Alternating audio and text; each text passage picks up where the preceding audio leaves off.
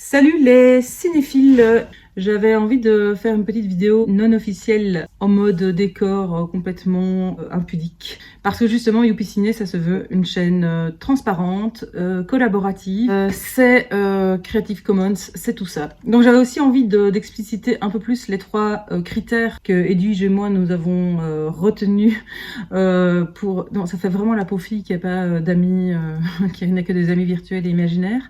C'est pas le cas. J'ai aussi 2 gerbilles et un lapin, donc voilà, tout va bien pour moi. Donc voilà, on s'est dit après un long échange de courrier de hibou qu'on allait coter les films sur 3 critères. Donc le premier, ce sera le gaze. Alors qu'est-ce que c'est le gaze? Ben, c'est le regard. Est-ce que, donc là on est un peu plus sur de la technique, au niveau de la réalisation et au niveau de la mise en scène et des personnages et du scénario, etc. Est-ce qu'il y a un regard qui est plutôt féminin, female gaze, ou masculin? Ce ne sont pas des opposés, attention, mais ça on y reviendra peut-être plus tard. Mais en tout cas, globalement, l'industrie du cinéma aujourd'hui, à part certains films indépendants, à part certains films de femmes, et pas mal de séries quand même qui sont assez progressistes, les films un peu blockbusters au cinéma sont encore quand même souvent male gaze, parce que l'industrie du cinéma est quand même vachement patriarcale, parce que c'est quand même un gros business, le cinéma, de base. Donc il y aura le gaze. Et j'en profite pour dire, parce que je me suis dit que insister, mettre peut-être le mot féministe avant inclusif, ça n'avait pas de sens pour certaines personnes, ça pouvait faire peur aux gens, mais en fait, merde, le féminisme, c'est encore à dissocier de l'humanisme, par exemple. C'est pas pareil, en fait, c'est une lutte bien spécifique qui a sa raison d'être aujourd'hui. Et pour comprendre vraiment de quoi il s'agit, je vous invite notamment à suivre la chanteuse Mathilde qui fait des vidéos, elle explique ça très bien, en quoi le mot féminisme est important aujourd'hui, parce qu'on est toujours dans une société qui est patriarcale, où les femmes ont moins de droits. Par contre, c'est vrai que si on est en faveur de la diversité, parce que ça, c'est peut-être plus consensuel au sein des privilégiés, justement, de se dire « Ah ben oui, bien sûr qu'on n'est pas raciste et qu'on a envie de voir de la belle diversité à l'écran. Pour moi, on ne peut pas être pour la diversité et pas féministe. Ça n'a pas de sens. » Je veux dire, toutes ces luttes sont censées aller ensemble parce qu'elles résultent toutes d'un même paradigme qui est celui du capitalisme. La convergence des combats, le fait de supporter toutes les minorités, c'est ce qu'on appelle aussi l'intersectionnalité. À la base, ça veut plutôt dire cumuler plusieurs critères de discrimination, mais c'est aussi le fait finalement, si on est antiraciste, si on est anti-validiste, etc., en fait, on est féministe.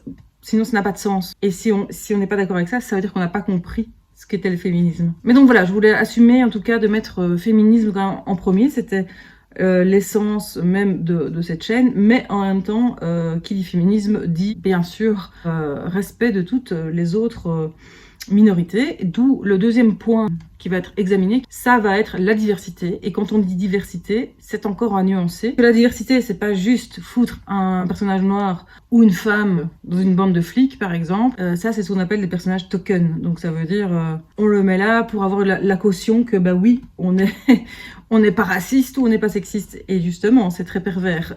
C'est bien plus que ça, la diversité. La diversité, c'est pas Benetton, c'est pas du colorisme. La diversité, c'est plus compliqué que ça, en fait. C'est donner des rôles importants à ces personnes. Donc la diversité, c'est d'abord la visibiliser dans un premier temps, pour qu'après elle soit complètement intégrée et qu'il n'y ait plus à se poser la question, en fait, parce que tout le monde doit être représenté, etc. Alors il y a des gens qui vont dire « Oui, mais si on voit plein de blancs à l'écran, c'est parce que notre société, elle est majoritairement blanche. » Oui, et justement, c'est pas un problème, ça. Justement, on ne se servirait pas de l'outil fiction pour donner des modèles, des inspirations à notre société, puisque c'est toujours évidemment un aller-retour entre la fiction et la réalité. Il n'y a rien de plus rassurant que des clichés, que ce qu'on a l'habitude de voir, etc. Bref, donc une diversité, oui, mais pas des quotas. Et puis aussi, c'est pas que ça, c'est voir les rôles qui sont attribués. Alors, une personne racisée, issue de la diversité, peut être un personnage de femme de ménage, mais il faut qu'à un moment ça soit questionné. Il faut qu'on comprenne bien que c'est de la dénonciation, que ça ne va pas. Il faut qu'à un moment dans le scénario, la personne, elle reprenne le pouvoir ou elle remette ça en question. Mais si c'est pas ça le but du film, on peut aussi voir de la diversité qui n'est pas justifiée par un scénario. Vous voyez la différence? Troisième point, ce sera ce qui est hyper important à l'heure actuelle, plus que jamais, on en parle tout le temps, c'est finalement qu'est-ce qui se passe surtout derrière la caméra.